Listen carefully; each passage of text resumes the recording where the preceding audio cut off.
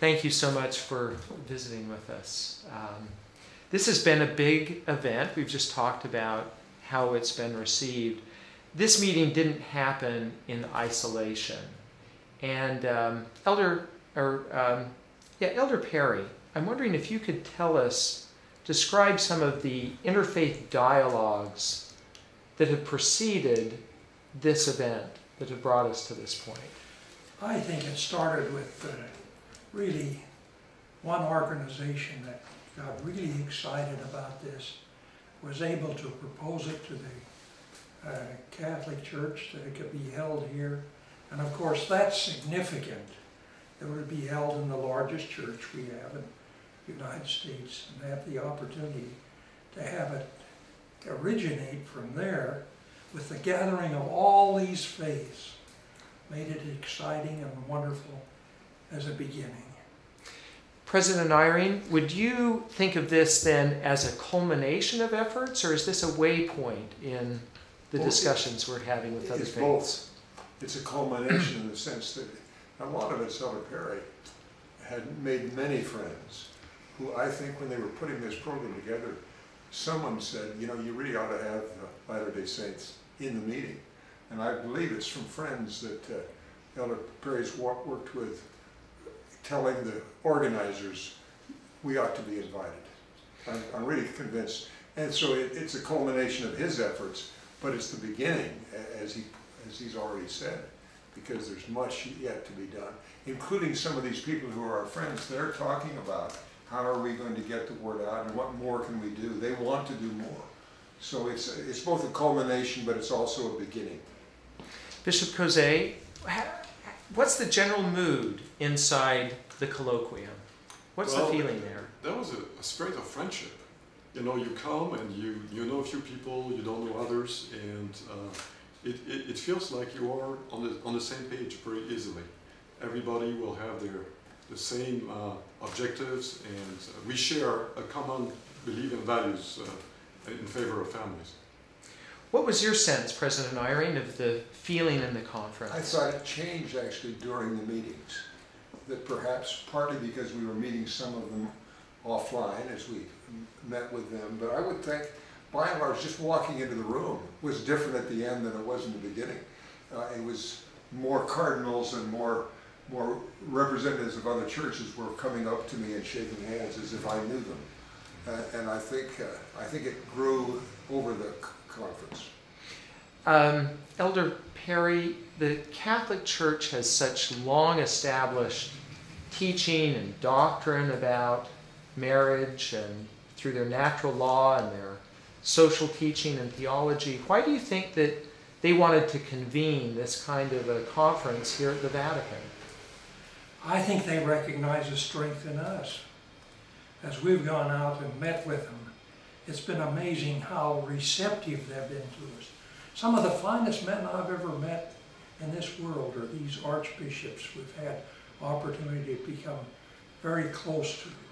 And I think that we've developed a relationship now that they recognize that we have a strength in our structure and our organization that can reach out in a way that other churches do not have. And that brings a power to the structure that we're developing with them. There were many faiths represented there, and President Eyring, you said that people started to come up and talk throughout the colloquium.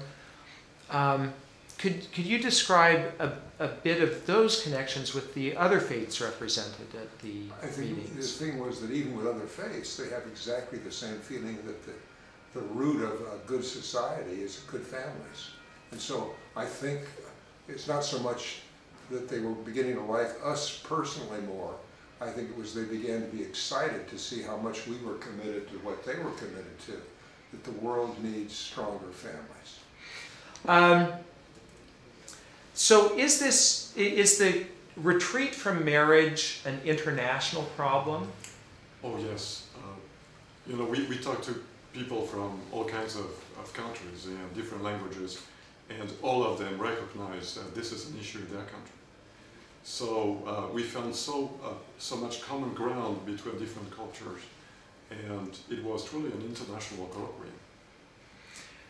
President Hinckley used to say about working with other faiths, he'd say, bring all the good that you have and come let us see if we can add to it. I'm interested to know, what was some of the good that came from the other faiths that you met with this week? Were there things that stood out that you felt was good that could be added to? I think the major thing that happened is they suddenly realized that we're a strong body. We're united together on this one fundamental doctrine that's so essential in our Father in Heaven's kingdom. The basic foundation of everything is the family. And I think that by having us together, it brought strength to all. So, President Eyring.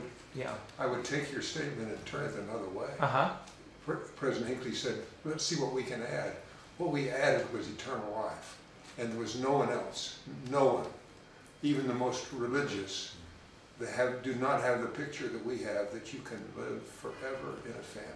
Let's say just a bit more about that, because as you were talking today, President Eyring, you came after a pastor who talked about no marriage in heaven. And, so said, what did you add to his teaching? What we said was, there is marriage in heaven, and it's possible, and it's the happiest thing that can happen. It is the greatest of all the gifts of God. Yes. One of the strongest moments was when President Eyring testified of his own sealing in the temple to his wife and the promises, and he gave a list of those promises that have an eternal value. It was really a moment where we felt this very strongly. The man you see that went before me said we need to give more examples. We need to give them a hope. Well, the hope was that you can be together forever in a family. And we added that. So where do we go from here? What are the vital next steps for shoring up family and marriage? We must start with our own people and start teaching it the fundamental doctrine of the family. We have to teach the value of father and mother as the major teachers of a family unit. When we start with that basic organization and build a strong foundation in our own faith, because that will multiply among other people. Start with our own. And family prayer, and reading the scriptures, and being together, family all evening, which we talk about it a lot. We could do more. There could be more in families where they really came together to share their testimonies and love. What do you see as vital next steps? Well, I hope this colloquium is not I hope this colloquium is not the last of those conferences, but one of many others that will come next, because we need to keep those relationships ongoing. We need to progress in the mutual understanding we have with other faiths on this subject. And some of the others, the man we met today was talking about how he's putting together a very, very large program in another church. And so I think that what we saw here will be replicated, not just if we do it, but they'll do it. I think it's going to happen more. One of the interesting things about the conference was the use of video to portray the beauty of marriage and family life and some of its importance. How important is that kind of cultural dimension to the discussion? We've heard a lot about theology, and we've heard a lot about legal aspects. How important is the cultural dimension of shoring up marriage? Brother Perry talked with some of the other people that we were with about what more we can do with the very kind of media that we have. And I believe that we will do more, and others will do more. I think media, particularly with the young, because it's a media generation that's coming. And so they and other churches and we, I'm sure, will do much more. We're doing it quite a bit. There's an article that was Elder Hong sent to me that said that we're ahead of the curve when it comes to using social media, and that will be one of the things that will happen. Elder, We yes. would hope that we would build networks with the other religious faiths. So when some great documents are prepared, like the ones we saw here, we'll be able to take parts of that and spread it not only through our network, but through the Catholic network, through the evangelical network, and through the Baptist network, so that it will be populated. Elder Perry, is there a connection between the retreat from marriage and the concerns about religious liberty in our society? There surely is. We have to have the religious liberty in order to have the power to declare the doctrines that the Lord has given to us, not only in the pulpits, but to other avenues that we can influence people in the value that this is, that we must have religious freedom in order that the churches can be this conscience that America needs, that the world needs. Any concluding thoughts? Just, it was a great experience. Any special memories that you'll take back, President Eyring? Mostly the feeling of the great devotion to family that is worldwide and deep. Do you leave feeling a greater burden, or do you feel like there's kind of optimism going forward? When you're with Elder Perry, you always have opportunity, never problems. He's an opportunity man, and we saw lots of opportunities.